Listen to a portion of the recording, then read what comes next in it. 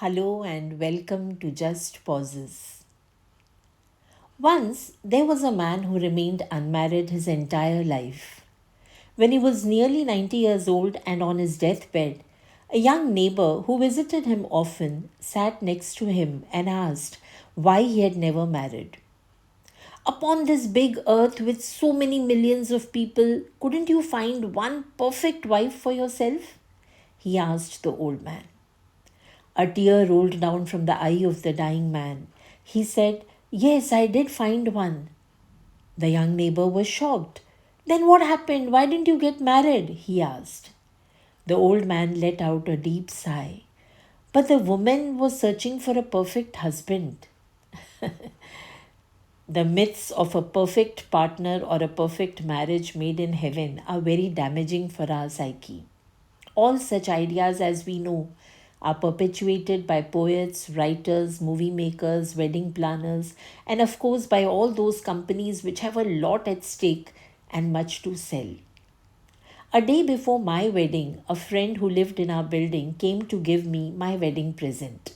It was a book on how to forever live happily married, though I do not remember the exact title. Looking at the thick book, I felt overwhelmed. Would I have to learn so many pages to stay happy in my marriage? I wondered. But I was curious too. I opened a page at random and there was a subheading which read, "Always be prepared for a divorce." I felt cold. Doubts came bubbling down and panic tumbling after. Can no marriage really be a happy one? Is there no such thing as a happily ever after? Does one have to be always prepared for a divorce? I shut my eyes and the book, though the latter was to be forever.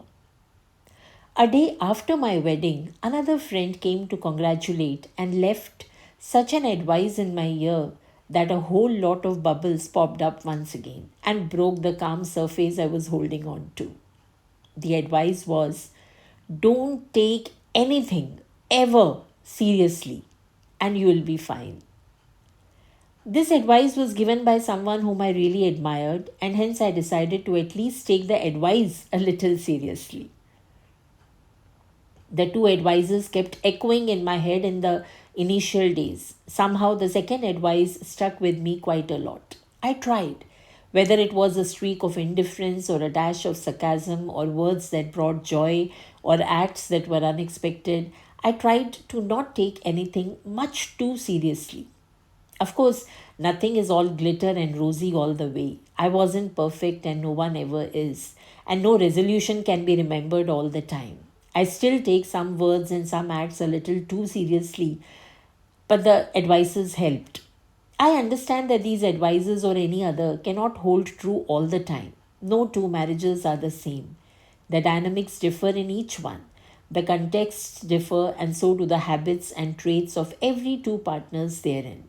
And yet, there is no dearth of advices being prescribed, or lectures being given, or workshops held, or articles being penned on how to keep marriages intact. Communication, which is believed to be the key word, is fortunately super fast these days and its channels are multiple. Sadly, though, as George Bernard Shaw brilliantly said, the single biggest problem in communication is the illusion that it has taken place. Regarding the first advice, although I never opened the book after that first time, but today in hindsight, I understand why was that subheading written. Preparing for the worst, I guess, helps us to stay alert and conscious of one's words and conduct. Regarding the second advice, letting go of the frivolous things becomes easier if one decides to not take anything much too seriously. Most of the matters need to float on the surface and are not to be taken deep down. What do you say? What have your experiences taught you? Do share your views in the comment section below.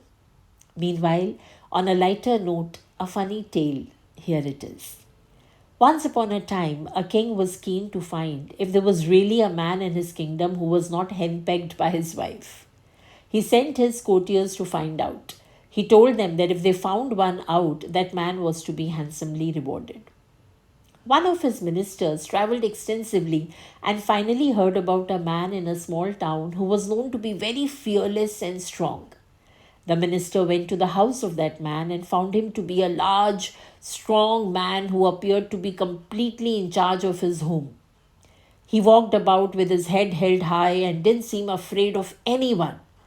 When the minister asked him if he was henpecked, the man became furious at the question itself and he picked up a heavy metal rod lying nearby and bent it angrily with his bare hands using his sheer strength. Convinced that the man was fearless and not henpecked, the minister offered him a reward from the king. He asked him to choose between a white or a black horse. At that precise moment, the man's wife yelled from the kitchen, "Don't you dare choose the black one, or I'll make your life hell." So, after all, he did get the reward. One advice which I learned to give to myself is to try to not react when emotions run high. It works better to either murmur an excuse and leave the place or to take a pause, choose and weigh the words before hurling them at the other. It is just a matter of 1 minute, in fact, less than a minute. Just as we are about to snap or retort or say hurtful words to teach someone a lesson, one can pinch oneself and come to a conscious state. It helps. The two advices I got help in keeping expectations low, and that is certainly a good first baby step. Then, of course, it is work in progress all the way.